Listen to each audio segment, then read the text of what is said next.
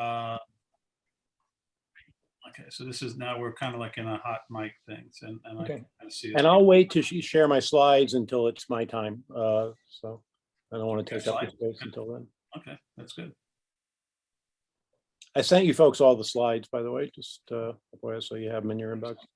Excellent. Oh, and as far as like demographics on the audience show, it kind of runs the whole gamut. We got a handful of college students on. Mhm. We also have a handful of fairly senior people. We have actually some congressional staff members, and Great. a little light, and some. We got a couple of. We also have. By the way, we also have like around looks like 10 to 15 men also registered, besides myself. Good. That's a good sign.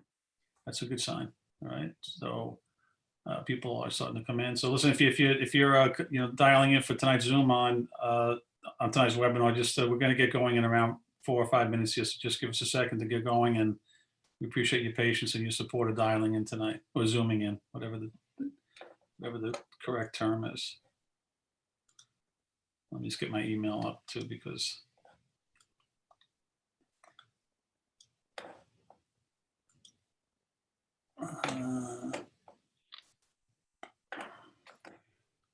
inbox. Boom. Okay, that's good. So far, so good. No emails.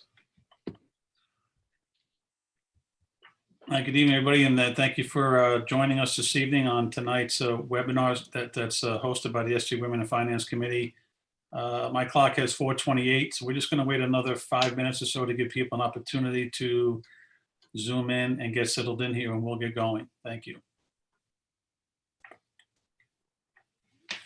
All right.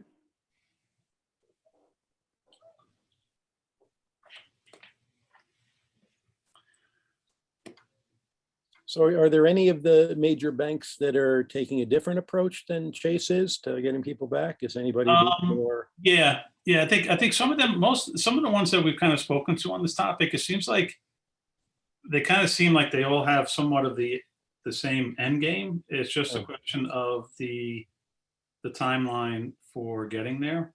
Okay. I think some of the more aggressive ones are September 1st, and some of the other ones are like, listen, we're not even gonna. We're saying January 1st, and even that's not in cement. We're just throwing that date out there. Yeah. Listen, it'll happen. It's gonna. Listen, our industry has a real quick way of responding to competitive pressures more so than regulatory ones. Right. Okay. So the second that broker dealers are getting a sense that their competitors are having meetings with their clients and taking people out, things will reverse pretty aggressively at that point. Right. That's why we say with the regulators is like, you can put on all the rules you want, and obviously we'll abide by them, but the competitive forces really drive things here. Listen, if you're zooming in for tonight's STA Women in Finance call, negotiations are in the right spot. I got 4:29 on my clock. We're just going to wait another 3 minutes before we get going here. We do thank you for joining us this evening on a beautiful July 28th evening. Yeah, weather's nice, man. It seems like the humidity's finally cracked for us. Yeah, it's supposed to cool down in the coming days, so. I hope so. Yeah. Okay, we'll just wait another minute. All right. I can still see people, the thing clicking, click.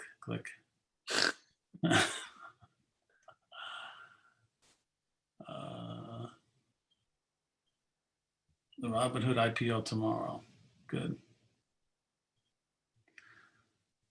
Kate, you laughed. My nephew, he got a job. He lives in Memphis, and he is on like their local. He's really excited. He got a new job as a radio host. He's part of like a 3-person morning team, 6 to 9. That's awesome. Yeah, sports news, and he's just started out, so it looks like I'm going to be like their Wall Street person until they find someone more intelligent than me, which shouldn't take too long. All right, so I'll be on their show tomorrow morning. That's great. Yeah. Please let us know how we can tune into that. Yes. Yeah, the Memphis, yeah. You could do a talk show, Jen. Yeah. You'd be great at it. Yeah. Thank you. It's 4:31. We're going to wait just another minute here. Looks like some people are still getting some more people still, whatever, zooming in here. So I just want to thank everyone for joining us tonight on this beautiful summer evening, and we will get going in another 60 seconds or so. So thank you.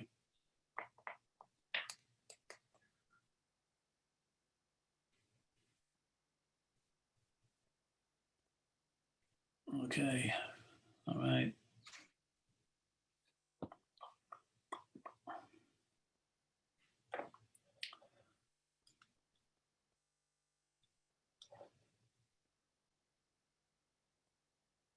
Okay, I'm going to start going through the announcements. I'll talk a little slow. That'll give people an opportunity to dial in here. Okay, so good evening, everyone, and welcome to tonight's webinar titled Challenges and Opportunities Women Face in Negotiations. Tonight's event is hosted by the STA Women in Finance Committee, and it's paid for through a grant from the STA Foundation, a 501c3 corporation that also serves as STA's educational arm. We did send a reminder email at around 3:15 today that included some material, in particular a negotiating self-assessment tool. If you did not receive that email, please reach out to us at sta@securitytraders.org, and we'll get that out to you as soon as possible. Again, it is sta@securitytraders.org. Now, before we introduce tonight's presenter, we do have one STA item for your attention. Tomorrow morning, we will be announcing that Heather Brilliant, CEO and President of Diamond Hill Capital Management, will be the keynote speaker at the STA Women in Finance Symposium. Now, the symposium is part of the STA's October 6 to 8 Market Structure Conference that takes place in person this year in Washington, D.C. Besides being responsible for a $32 billion asset manager, Heather Brilliant is a staunch advocate for diversity, equity, and inclusion in the financial services industry, and we're very honored to have her as our keynote this year. Further details can be found in tomorrow's announcement. And now on to tonight's webinar. Now, the STA Women in Finance Committee is in its 6th year. STAWIF is comprised of members who serve at the national level of STAWIF, along with representatives from those STA affiliates that maintain a Women in Finance initiative.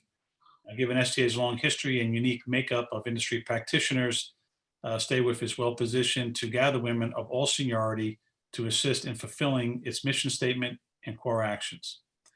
Now, here with us tonight are the two co-chairs of STAWIF, Kate McAllister of Global Liquidity Partners and Julie Andress, KeyBank Capital Markets. Kate and Julie also serve on STA's Board of Governors. Kate and Julie will be emceeing tonight's webinar, and I do wish them both luck in trying to get a 4-credit course put into around a half an hour here. And with that, I'm going to turn it over to Kate, who's going to tee up tonight's topic and then introduce our speaker. Thank you. Thanks, Jim, and good afternoon, everyone. As the notice for tonight's webinar stated, no matter where you sit in our industry, negotiating is something we all do, whether it's a contract, a trade, an allocation, or a promotion we negotiate. But few are ever provided education or tips on how to be successful at it. For women in finance, negotiating has particular challenges, but also particular opportunities.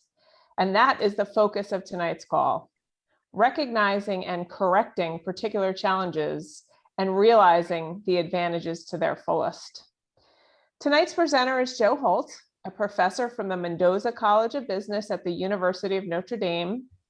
In addition to other subjects, Joe teaches negotiations in the MBA and MNA programs.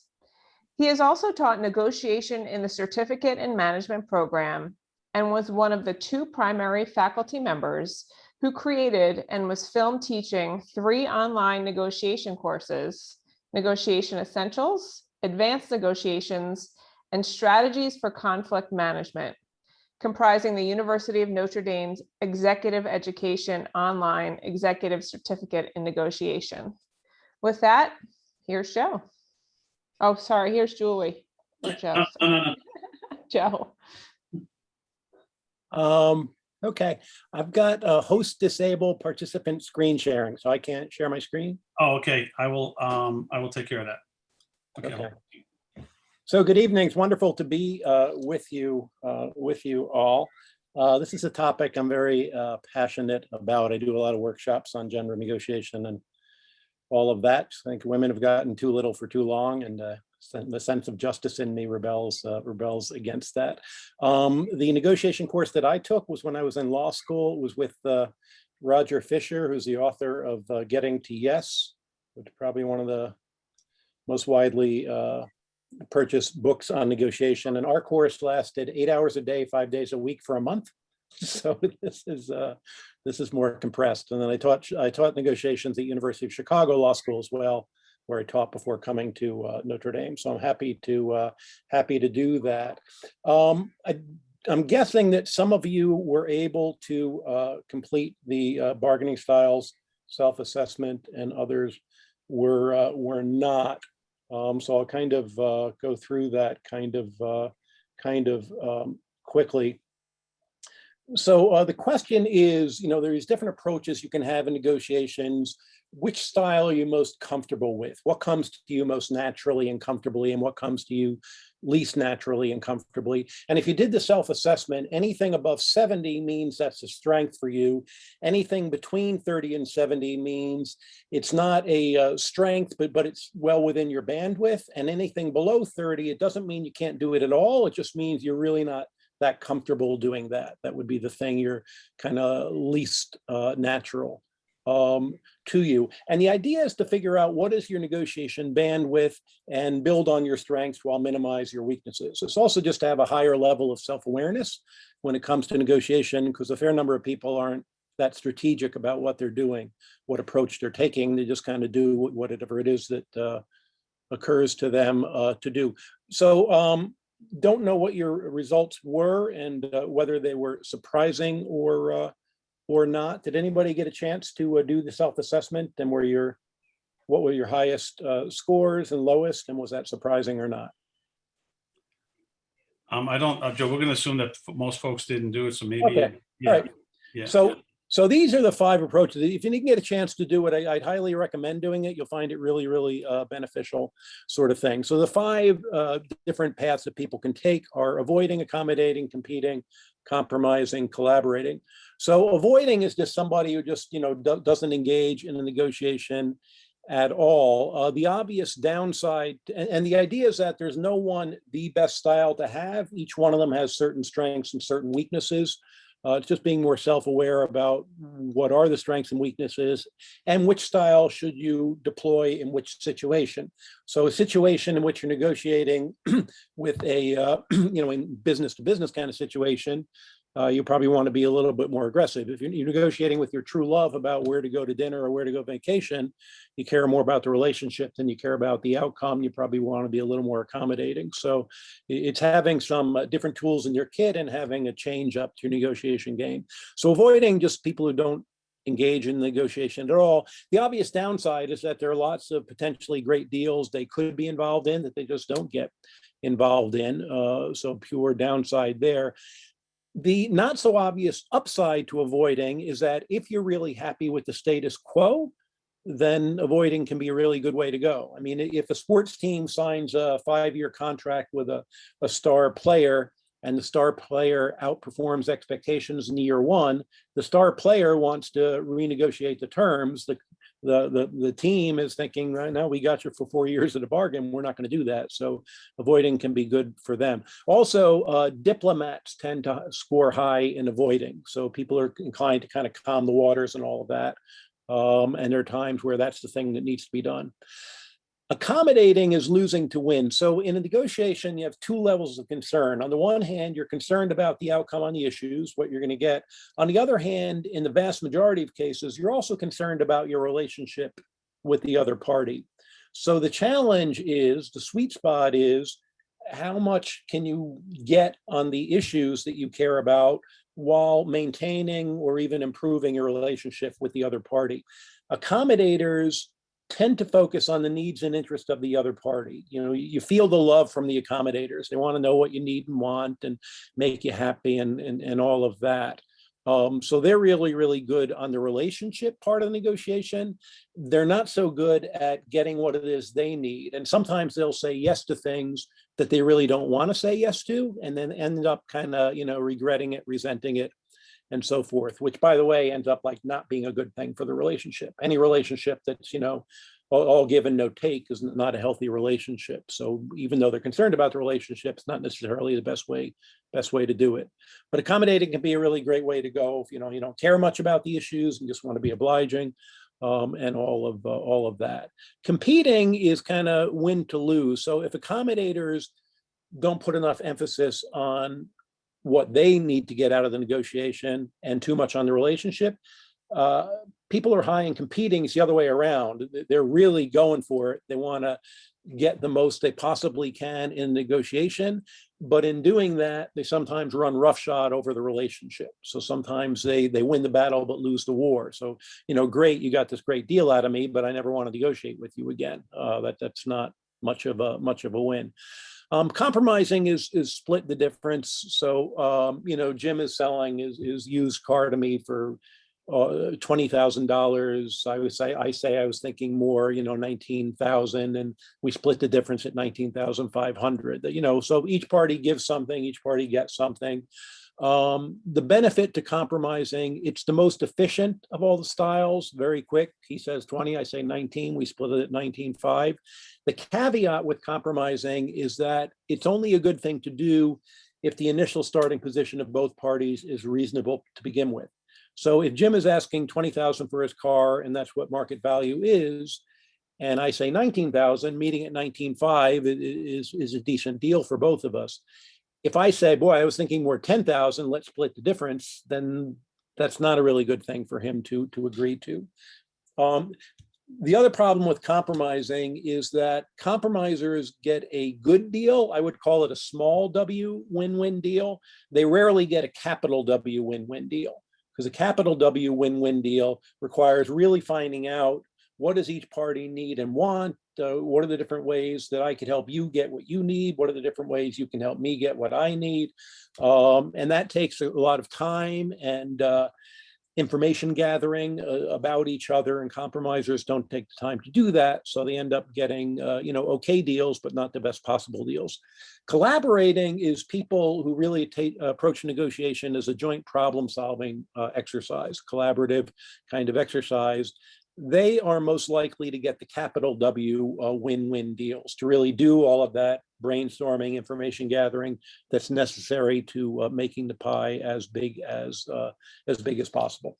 So I recommend doing that test, finding out what are your tendencies, and just to be more self-aware. In this situation, maybe the accommodating approach is better. In that situation, competing or collaborating might be better. And if you have a team representing your organization, who are you going to put leading the team? Think about the different styles and which style is going to be best for the situation that you are in. G. Richard Schell wrote this book called The Bargaining Advantage, and that's where this self-evaluation test comes in one of the appendices. And he teaches negotiations at Wharton. That book is the basis of a 1-week intensive executive course on negotiation. But he says, there are the 5 styles, but basically people tend to be either competitive or cooperative. And he has corrective minders, whether you generally are competitive or cooperative, to get better results. So if you're competitive, think win-win. So maybe you can bowl them over, but don't just focus on what you're going to get. Try to make it a good thing for them too. I was a corporate attorney for about 5-6 years. And when we're representing a company in a merger, do we want to get a good deal for our company? Yes. Do we want the other company thinking they got a lousy deal? No, because hopefully they're going to be in business with our company for a long time going forward. So we don't want them feeling like they got screwed. So better to think win-win in the vast majority of cases. There are a few instances where you really don't care about the relationship with the other party. You're buying a used car or a house, open air market in a foreign country you're visiting. You don't really care about the relationship so much. I would say I still don't want to be a jerk, but think win-win. Ask more questions than you naturally do. Generally speaking, whoever speaks the most loses in a negotiation. I always say if you're speaking more than half the time, you're speaking too much. So ask more questions, because information is power, and asking questions and really listening is how you get the information.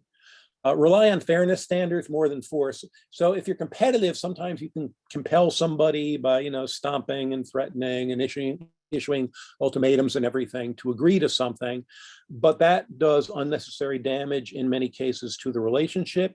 If you instead find some independent standard on the basis of which you can argue what you're asking for is actually a fair thing to ask for, you're going to get the same results on the negotiation while doing a better job of helping the relationship. Win on the big issues rather than on all issues. You know, if you got 5 different issues to negotiate in the deal, prioritize which ones matter more and which ones matter less to you. And highly competitive people often want to win on every issue. I recommend don't do that. Win on the issues that matter most to you, but give on the issues you don't really care that much about, but maybe they do. So you end up with more of a win-win. You end up with a better relationship with the other party in a repeat situation where you're going to be negotiating with them time and time again, and then treat the counterpart with respect, obviously. My question of people after they negotiate with somebody is, you know, would that person want to negotiate with you again? The sweet spot is, how do you negotiate with somebody in a way that leads you to get a good deal, but leaves them looking forward to seeing you again? If you get a good deal, but they now hate you and never want to see you again, in most professional situations, that's not too good. For those of you who tend to be cooperative, and a fair number of women fall in this category, by no means all, aim higher than you naturally do. So to try to just ask a little more than what is comfortable for you to ask for in these deals. Anticipate, if they're going to offer you something, anticipate saying, I appreciate that offer, but actually that's based on the research I've done, that's not quite good enough. But I really think such and such more would be more fair. Create an audience is a really helpful tactic. So let's say that Kate and Julie work in the same company, and Kate is going to ask her boss for a raise on Friday. Creating an office is Kate going up to Julie and saying, hey, Julie, I'm going to ask our boss for a raise on Friday, and here's what I'm going to ask for, and here's what my reasoning is going to be.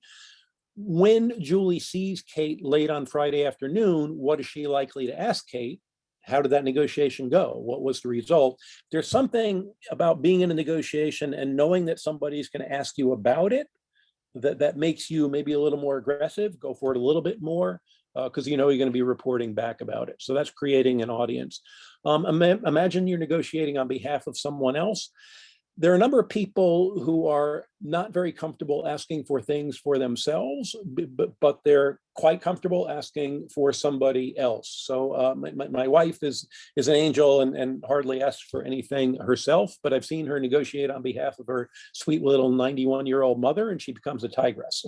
So negotiate on behalf of, you know, your significant other or kids if you have them, some cause you care about, future retired you, the team that you lead, negotiate on behalf of them. So have them in mind when you're negotiating, and that could lead you to go for it a little bit more. And then the final one, you know, endure temporary discomfort to avoid lasting regret or resentment. So if you're cooperative, maybe negotiating is a little bit uncomfortable for you, but it's worth putting up with that to avoid weeks or months of looking back at the situation and wishing I had done this or done that, negotiated for this, negotiated for that. Okay. Moving on, challenges facing women. And by the way, when I talk about ways in which women and men negotiate here, I'm talking about stereotypically how that happens. There are characteristic ways that men and women negotiate, but you and I both know exceptions on both sides. So there are men who negotiate more in the characteristic feminine way, and women who both negotiate more in the characteristic masculine way. So I'm speaking generalities here. So women tend to rely a lot on fairness, this kind of belief that like in a work situation, I'll work really, really hard, I'll produce good results, and obviously that will be recognized and I'll be rewarded accordingly. As we all know, that often doesn't happen. Often it's just a squeaky wheel that gets the oil and all of that. So studies show, Lean In has this studies that show that women who ask for a raise more than twice as likely to get one than women who don't. So if things relied on fairness, then you know you'd get the raise just because you deserve it. In fact, you tend to get the raise more if you ask for it and less if you don't. And men, as a general rule, are just more comfortable asking for raises. Carnegie Mellon did a study of MBA grads a number of years ago, and they found that men got starting salaries about $4,000 higher than the women. But when they looked into it, a lot more of the men negotiated for more than what they were offered than the women did. The women who did negotiate got the same results, just fewer of them did. By the way, I think that is becoming less and less over the years. I think women are starting to negotiate more than they used to. I still think that a fair number of women have some hesitancy, though, when it comes to negotiations for reasons we'll get to. And when you do negotiate, make the first offer. So studies show that women, when they're negotiating, who make the first offer, get results that are about 30% higher than women who don't, and ask for a specific amount. So if you're asking for a raise and the boss says, well, how much were you thinking of? And you say, like, well, whatever you think is fair, that's going to get a less positive result than if you say, I was thinking 20% more than what I'm making. So ask for a specific amount. Women are 25% more likely to not ask for a specific amount compared to men. So do your homework, figure out what the range of fair and reasonable is, and aim for something in the upper end of the range of fair and reasonable. Some people recommend for asking for something beyond the range of fair and reasonable. I would not do that. I'd aim at the upper end of fair and reasonable. So you can always defend what you're asking for as being fair. And women face a double bind. So if women act in ways that are characteristically masculine, too aggressive, too pushy, or other words, less pleasant, if they act in stereotypical feminine ways, then that's too weak. So kind of this damned if you do, damned if you don't thing. And one of the things that's interesting and disturbing to me, and maybe some of the women can explain it, that women often get penalized for the same behavior men are applauded for, even by other women. And one of the explanations I've heard is that both men and women have these stereotypical assumptions about what men are like and what women are like, and women are supposed to be kind of warm and communal and caring about the relationship. And when they act in ways that are not consistent with that, or not seen as consistent with that, they get penalized by men and women. So that's something we really need to work on to change.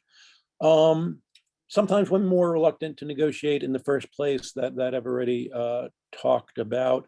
I always love the line from the hockey great Wayne Gretzky: "You miss 100% of the shots you don't take." So ask for it. Go for it. Women are more disadvantaged in high ambiguity situations. So there was a study that looked at differences between men and women in low ambiguity versus high ambiguity situations. So when it comes to asking for a pay raise, as a for instance, a high ambiguity situation would be one where it's not really clear who's getting paid what. It's not really clear what the criteria are for who gets what size bonus and pay raise and all that kind of thing. Low ambiguity situation, all of those data are readily accessible. All of that is clear. So men do better even in a high ambiguity situation. They'll still ask for it. They'll still ask aggressively. Women do less well in those situations. What's nice these days is that a lot more information is readily available through Glassdoor and other websites where people are publishing what their salaries are. And one of the ways I think women can help each other, and we can all help each other, is just sharing information more readily to help with this. And by the way, the MBA women and I at Notre Dame created a course on Rising Together, Gender Equity in Business. And one of the things women always emphasize, it's not a women's issue. It's about effective teams, effective organizations, and effective economy when doing that. So really, everybody is better off when this is handled well. Opportunities facing women, the advantages that women have. Women tend to view negotiations more as collaborative, a collaborative undertaking which both people benefit from it. Men are a little more inclined to view it as kind of a contest, a competition, where the objective is to win. And both men and women tend to do better, as a general rule, when they view negotiations as collaborative. As a win-win situation, especially over the long haul. Women are also just better at getting and sharing and getting information there. So I mentioned information is power. You get it by asking questions and really listening.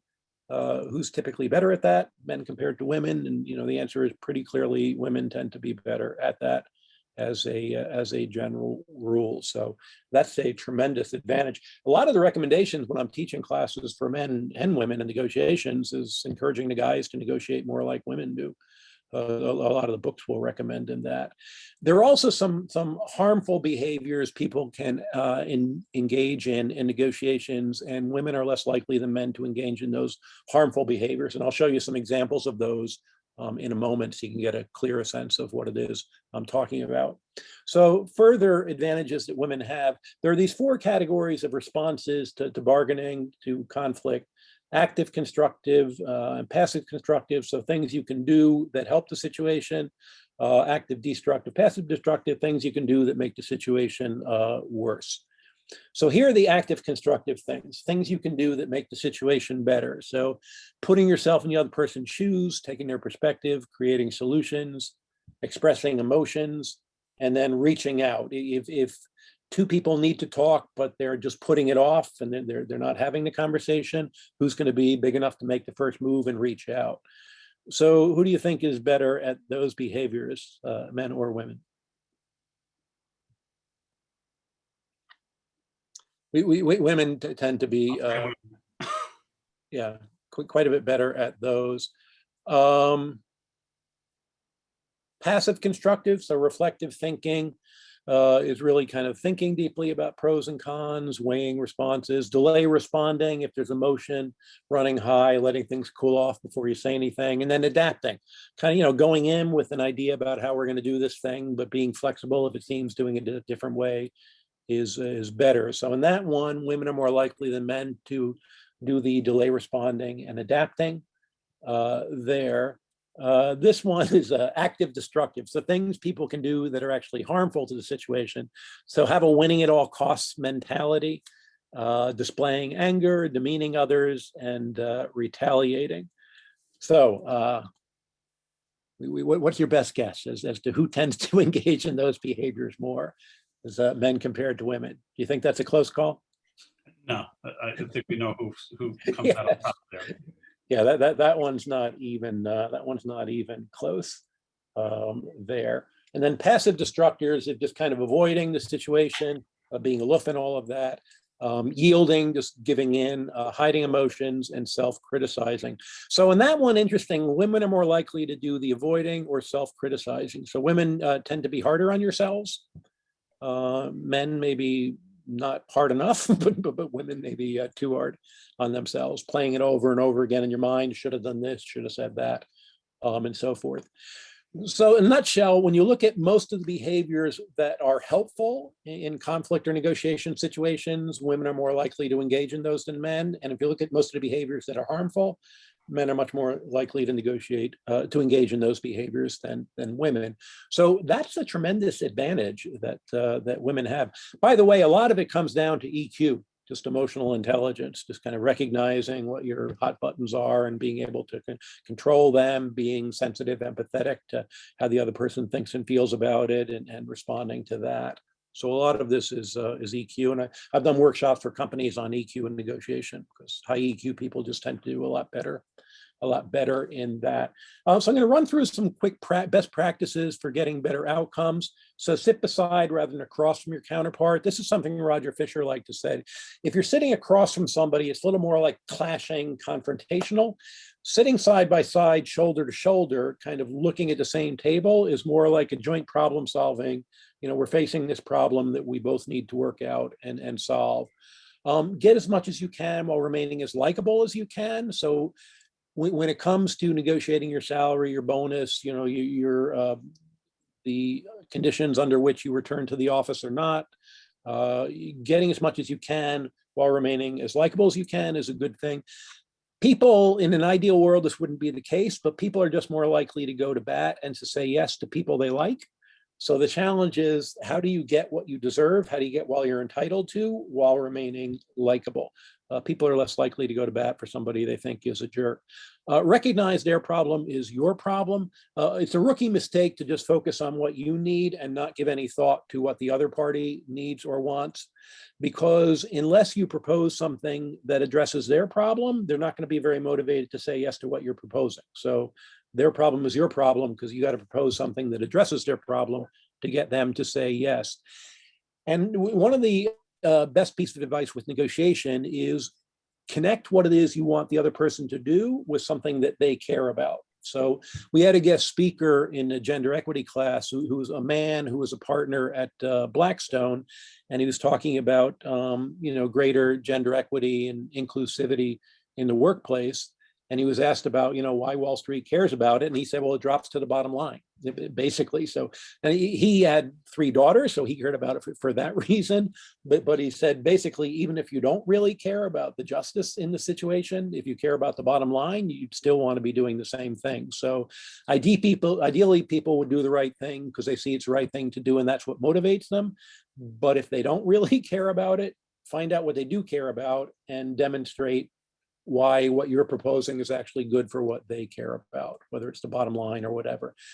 Stay positive, always have a clear goal in mind when you enter the negotiation, and keep your eye on that prize, and then stay strategic, only say and do things that will help you achieve your goal. When I was taking a class with Professor Fisher, if he stopped by and say, Mr. Holt, what was your purpose in saying X?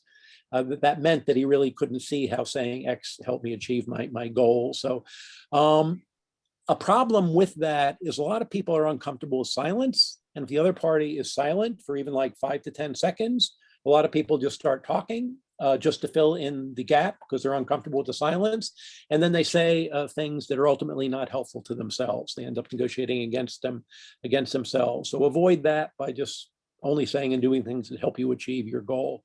Recognize that Attila the Hun power is not the only kind of power that you have. So if you tend to be more cooperative, accommodating, you're not comfortable pounding on the tables, screaming, threatening, issuing ultimatums and all of that, recognize there's a different way of being powerful. I call it Gandhi power, which is just kind of unswerving commitment to certain principles and making it clear that you are not going to yield until they explain to you why what they're asking for is a reasonable thing to ask for. And my point is that both Gandhi and Attila the Hun overthrew empires. So that's a way to be formidable too. Make it easy for them to say yes to what you are proposing. So do your homework and have data available that will help them see how it's actually good for them to agree to what it is that you are proposing. When it comes to closing the gender pay gap, for instance, if you can point out that companies that are doing that well are attracting high-level female talent a lot more, that's something that a lot of the execs are going to care about. So make it easier for them to say yes, but by adding that kind of data. At the beginning and end of the conversation, emphasize what they have to lose more than what they have to gain. So it's an interesting psychological phenomenon that people attach more weight to prospective losses than to prospective gains. So there were studies of people in California who were told if you install this certain insulation in your home next year, you will save X dollars. Another group of homeowners were told if you don't install this insulation, you will lose X dollars. Same dollar amount involved. The people who were told what they would lose were much more likely to install the installation than the people who were told what they have to gain. So if you've got 5 things that you want to say in a negotiation or in a talk with your boss, make sure that the first and the last thing are the 2 most important. People are most likely to remember what they hear first and what they hear last. So make sure the 2 most important things are first and last. And at the end, emphasize what they have to lose more than what they have to gain. Don't emphasize what they have to do throughout the negotiation, because then you'll be Debbie or Donnie Downer and kind of depressing. But at the end, where you want to have maximum impact, emphasize what they have to lose. So companies that are not acting on this issue are losing a lot of high talent women. That's emphasizing what they have to lose. Empower each other through information sharing. So I talked about that with, make the high ambiguity situations, low ambiguity situations by sharing information, and then feel good about what you have to offer. If you're negotiating a job offer or asking for a raise or promotion, feel good about who you are and what you've accomplished, and base what you're asking on the value that you bring to the table and what you've accomplished for your team, what you've accomplished for your company. And then focus, especially for women, focus on your advantages rather than your disadvantage before negotiating. There were studies done showing one group of women before negotiating were reminded of all their disadvantages. The second group were reminded of all their advantages. The group that were reminded of their advantages did a lot better in the negotiation. So you have really very real and very significant strengths in negotiation. So think about those going into a negotiation and recognize you really got game. You've got tremendous advantages that way. And then prepare. Roger Fisher, at the end of our course, said there are 3 rules to effective negotiation, and those are prepare. So no single thing you could do that's more important than preparing. A lot of people just wing it instead of preparing. So I asked a female student who was in my negotiation class what she had learned in class that was most helpful, and here is what she said, which I really thought was quite good. Don't be afraid to be assertive and direct. Can be done in a polite and informed way.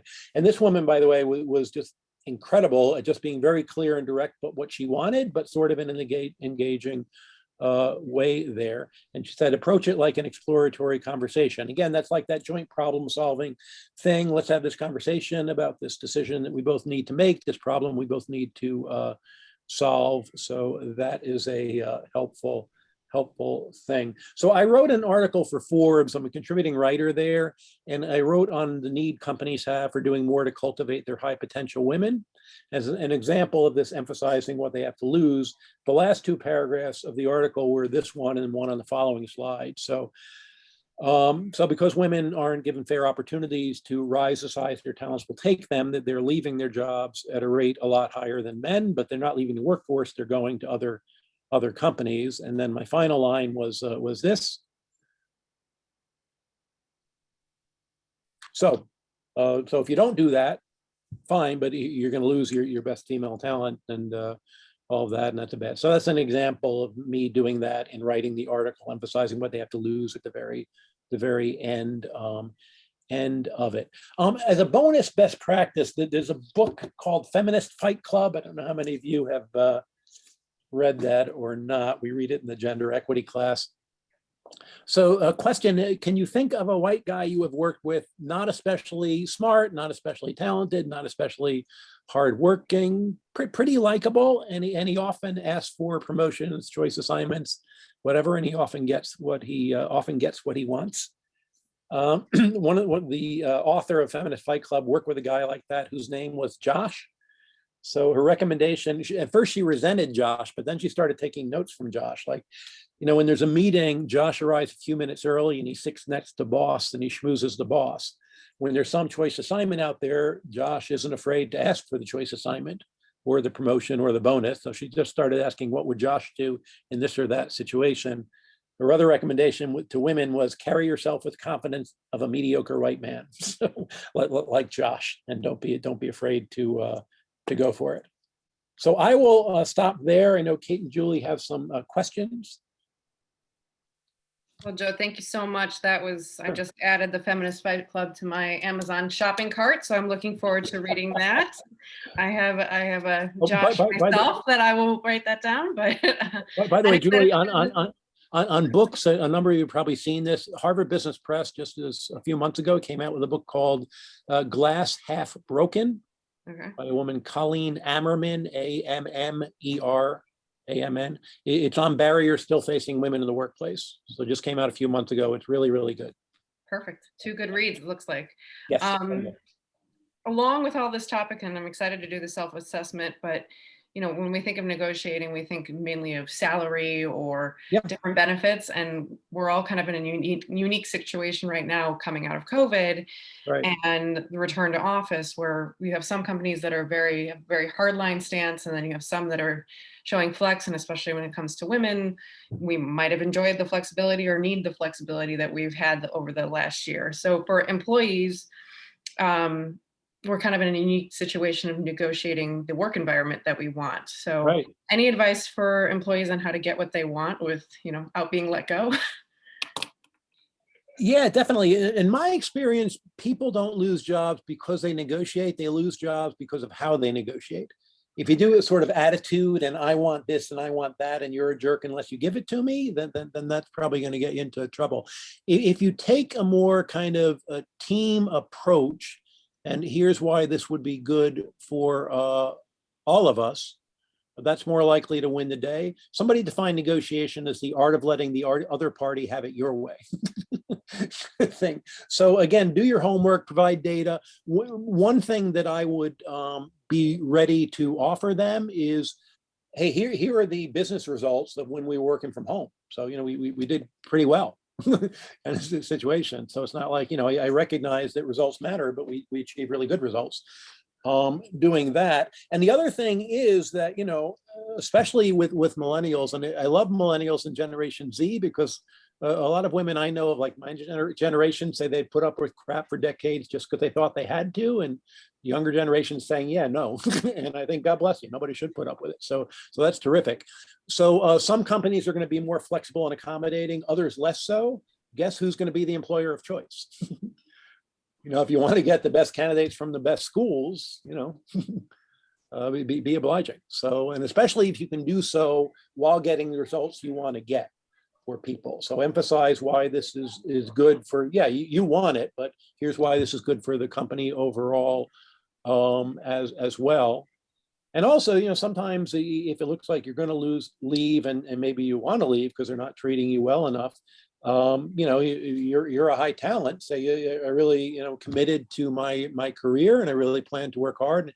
I'd like to do that for a long time. Obviously, that would be better if the circumstance was really more conducive to my staying the way that I want to stay. Understood. Thank you so much. Sure. So Joe, you talked a lot about the differences that generally exist between men and women when negotiating.